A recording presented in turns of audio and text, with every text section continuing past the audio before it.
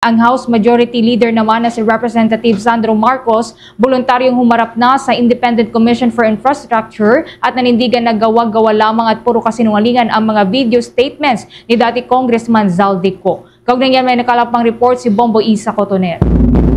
Voluntaryong humarap si House Majority Leader at Ilocos Norte 1st District Representative Sandro Marcos sa Independent Commission for Infrastructure ngayong araw upang tumulong umano sa investigasyon kaugnay ng mga manumalyang flood control projects. Nilinaw ni Marcos na hindi siya ipinatawag, hindi siya sinabina at hindi rin siya subject ng anumang investigasyon ng ICI. Anya, handa lamang siyang magbigay ng anumang impormasyon na maaaring makatulong sa komisyon. Ngunit, humiling siya na isagawa ang pagdinig sa executive session matapos ipaliwanag ng kanyang legal counsel na maaaring may critical na impormasyon na mabanggit ang kongresista na posibleng makaapekto sa daloy ng investigasyon ng ICI. Counsel, may I request, may I ask for the grounds why you request for an executive session? Your Honors, we have written earlier to formally request for an executive session because our client here has already submitted himself voluntarily. He would like to share as much information as he can, as candidly as possible.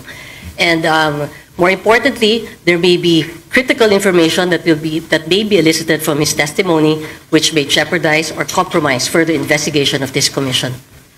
Sa panayam matapos ang pagdinig, mariing pinabulaanan ng nakababatang Marcos ang paratang ni dating ako Bicol Representative Zaldico na may 50 billion hanggang 100 billion budget insertions umano siyang ginawa mula taong 2023 hanggang 2025. Tinawag niya itong gawa-gawa lamang at isang political ploy para sa umano'y destabilization ng pamahalaan. Sir, yung allegations ni dating Congressman Zaldico, natalakay ba siya sa hearing niyo today? Yes po, tinanong. Anong nangyari? Well, again, I will just repeat my statement that it's pure fabrication and pure lies. It's one that it's a move that reeks of desperation. It's a political ploy, and I've already attributed it to attempts at destabilization of the government. Iginit din ni Marcos na imposible ang aligasyong may kinalaman ang kanyang ama na si Pangulong Ferdinand Marcos Jr. sa sinasabing 100 billion budget insertions. Dagdag niya, walang impluwensya ang ehekutibo sa proseso ng lehislatura at maling idinadawit ang kanilang pangalan. Binigyan din niya ng pahintulot ang komisyon na ilabas ang video ng kanyang testimonya kung makikita ng komisyon na hindi ito makakaapekto sa investigasyon. Honestly, to my knowledge, no, it's not possible. Why? Why, sir? Because first of all, the executive has nothing to do with the legislative. And secondly, the allegations are untrue. I did not do any such a thing. Kung nakikita niyo po yung listahan, may mga project dyan sa Davao City nakalista sa Davao City. Alam naman natin sino nakatira doon, ba't pa ako maglalagay ng projects doon?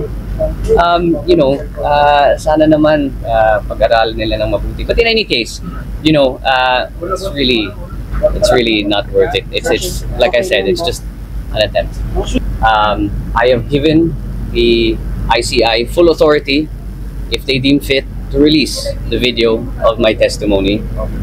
So again, I'm happy for them to do so if they believe that there is no information there that will jeopardize their investigation. Mula sa lungsod ng Taguig, ito si Bombo Isa Cotoner and this is Bombo Radio Philippines, the #1 and most trusted source of news and information. Basta Radio Bombo. For the most trusted source of news and information, visit our website at www.bomboradio.com. Follow us on Bombo Radio mobile app, Facebook, YouTube, TikTok, and X, formerly Twitter. Like, share, and stay connected. Anytime, anywhere.